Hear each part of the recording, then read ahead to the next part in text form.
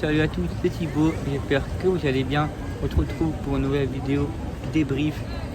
Racing Club de Lens, Inter de Milan, victoire du Racing sur le score de 1-0. Avec un... Oui, comme vous pouvez voir, je ne suis pas chez moi, je suis en vacances à Bordeaux. Voilà, on change un peu, je suis très bien arrivé. Donc voilà les amis, on va profiter de mes vacances, je vais bien profiter et rien m'empêche de continuer à faire mes vidéos. Voilà. Allez, on va débriefer ce match. Victoire 1-0. C'était un match tactique. Je ne vais pas vous mentir. On a dominé durant les deux premières mi-temps.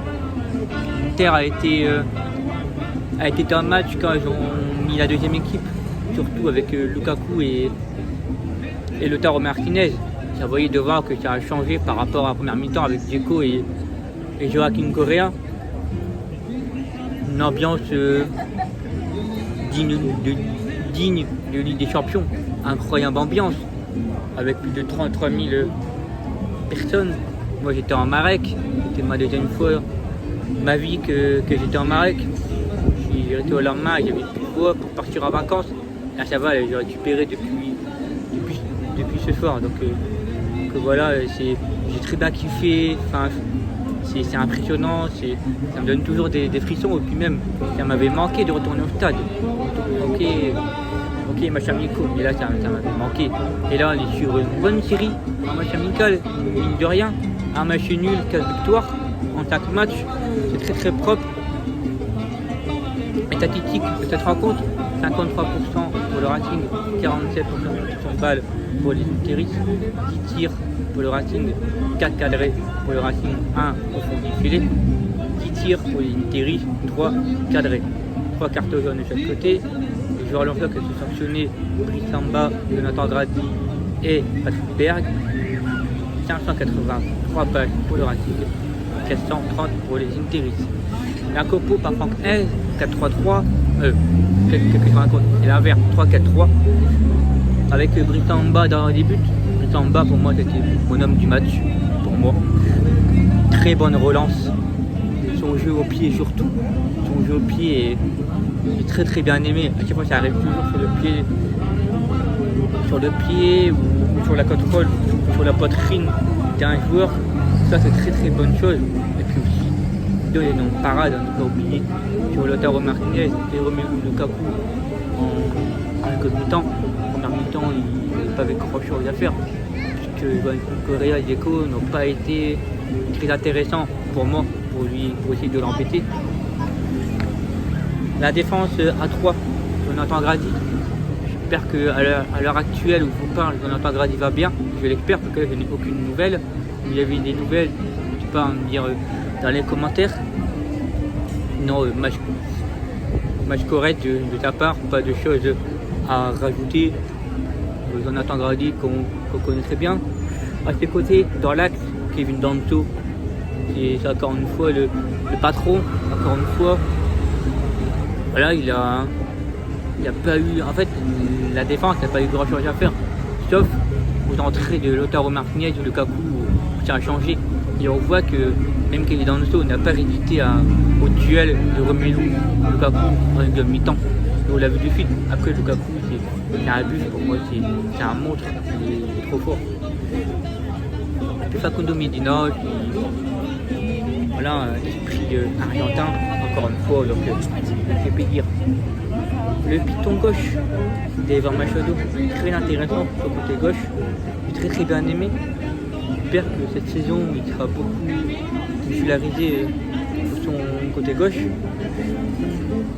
Et puis à droite, pour moi, ça a manqué, Frankowski, ça a manqué des appels de balles, ça a manqué beaucoup de choses pour moi. Alors j'espère que sur son côté droit, il va. Pour moi, ça m'a manqué. Depuis que là, il est parti sur le côté droit, ça me manque. Mais on a recruté un joueur venant du Côte d'Angers, Jimmy Cabot. Pour moi, ça a changé la chose. Jimmy Cabot, il fait une incroyable rentrée. Bon coaching de Franck Hez, soit dans les tapettes de balles, des appels en profondeur, et puis dans ses centres, quelqu'un qui est précis, aussi, il ne faut pas l'oublier, c'est lui qui est à la hauteur du pas décisif sur le Openda. Donc très bonne rentrée de Jimmy Cabot pour moi. Milieu de terrain, Fofana, il te fait une roulette, il te fait des trois percées. Le Seko Fofana que j'aime, ce genre de là. Il n'a pas hésité à tirer. Voilà, il a été dans ce match, il a quand même mis beaucoup de joueurs dans le vent. De rien, ça m'aide. Pour moi, il m'a fait oublier Cheikh Doucouré. J'aime bien ce Cheikh. Là, pour moi, on a l'impression que j'ai un Cheikh Doucouré sur le terrain. J'ai l'impression qu'on a Cheikh Doucouré sur le terrain. Et là, on ne se rend pas compte du niveau de Abdou Samed.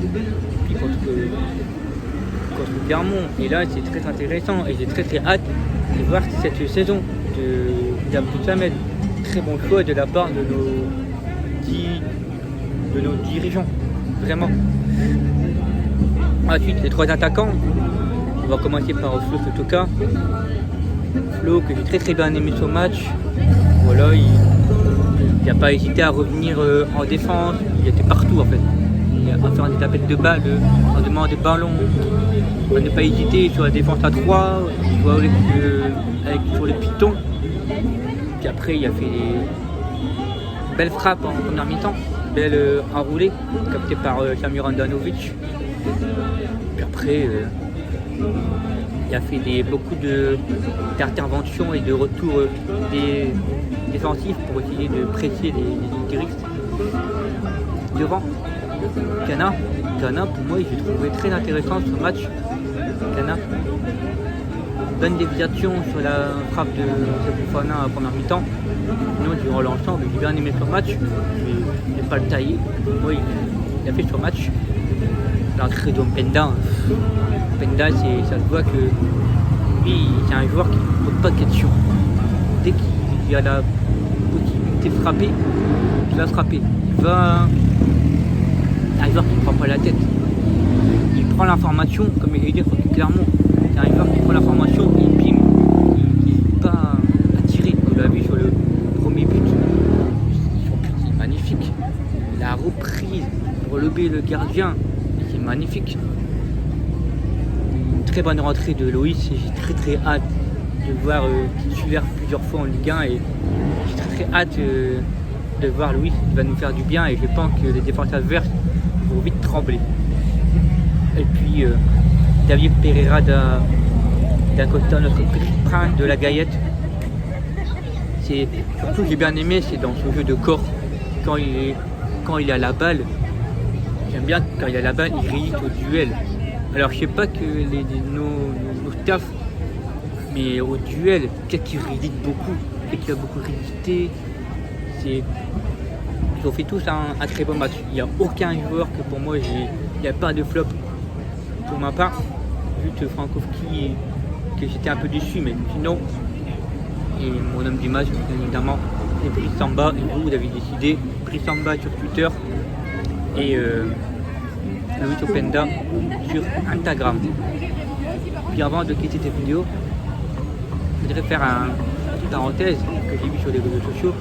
Apparemment, quand on marque un but, on n'a plus le droit de célébrer. C'est le roi du silence, d'après les lois et les monégasques. Bon, déjà les monégasques, c'est un peu trop cruauté de leur part, venant de leur stade où les deux, c'est le roi du silence. Eux, j'ai l'impression qu'ils ont tous la terre entière sur Twitter que dans leur propre stade. Ça, c'est un peu effrayant. Voilà. Ça me saoule. On n'a plus le droit de célébrer un but, on n'a plus le droit de célébrer, on n'a plus le droit de rien faire du tout. J'ai l'impression. Enfin bref. Voilà. Encore une fois, une magnifique ambiance. Retour du stade de 33 000 personnes. De la Marek, il y a pu voir le lendemain.